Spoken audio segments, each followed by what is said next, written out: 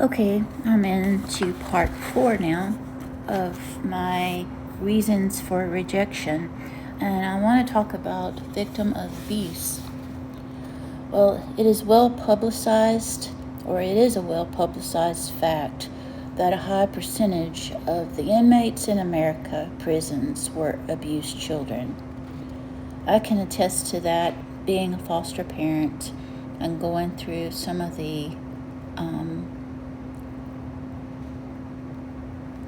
continuing education, where it states the majority of the children who are in foster care or have been given up or whatever, or don't ever get adopted out and then put out on the street when they've aged out, generally end up in prison. Well, a survey taken in one of our federal prisons is talking about here showed that 100% of the men had been abused in childhood, and that's very sad. This statistic reflects the dreadful consequences of abusive treatment during the formative years of a person's life. And this being the case, we must learn to deal with the causes rather than the effects. Well, number 1 would be verbal abuse, and I know all too well about verbal abuse and how it's affected me as a child. Some children seldom hear a kind or encouraging word. They are berated, they are ridiculed, they're cursed and teased. All that some children can remember their parents saying is, "I wish you had never been born. You can't do anything right. You'll never amount to anything. You are stupid. I wish you were dead." Some children struggle even when given the best of encouragement.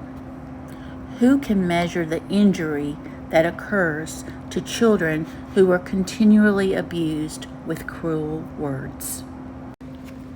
Number 2 would be physical abuse. Well, there is such a thing as a child abuse, and no actual child abuse is to be defended on any grounds whatsoever. No. However, there is a trend today to label certain forms of child discipline as child abuse, which are not child abuse. For instance, some government agencies are contending that corporal punishment is child abuse. However, a good spanking, properly administered, is scriptural and profitable. It is not abuse, it is love. We need to see Proverbs chapter 13, verse number 24, Proverbs chapter 29, verse number 15, and Hebrews chapter 12, verses 5 through 11. Number 3 would be sexual abuse. It says 1 out of every 4 females and 1 out of every 8 males is a victim of sexual abuse. And what I'm talking about here is fondling, sodomy, incest, and rape. Sexual abuse creates extreme instability of personality in its victims. These wounds are usually suppressed and buried deep inside. The reason for this suppression is clear. Most sexual abuse is inflicted by close family members and friends of the family.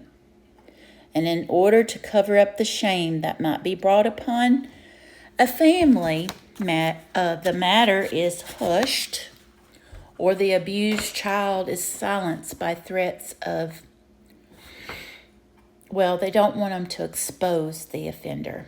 Nevertheless, the effects will surface in one way or another. The devil is working overtime to bring more and more harm to children. In Sweden, incest has now been legalized, and there is a push to have it legalized in other countries, even in the United States of America. Oh, my merciful heavens, that is awful. Says here, the Holy Spirit often gives us supernatural words of knowledge which bring to light the hidden roots of sexual abuse. In other instances, those being canceled have shared with us happenings in life which they have not dared to share with any other person. We proclaim to all the good news that there is deliverance from those who suffer in their personalities and bodies the effects of sexual abuse. In this section, it talked about a pastor and his wife had ministered deliverance to many sexually abused women who manifested a strong hatred of men, fear of men, and distrust of men.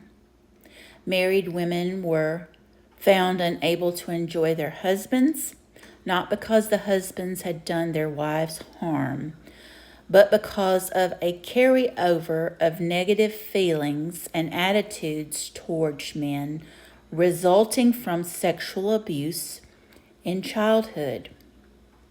Also, demons of sexual lust and harlotry have been found to have gained entrance through sexual molestation by fathers, grandfathers, uncles, and brothers. And most prostitutes have been found to be victims of sexual abuse in childhood. In practicality, every case, the sexually abused experience a deep sense of guilt and defilement, and the burden of shame can be crushing.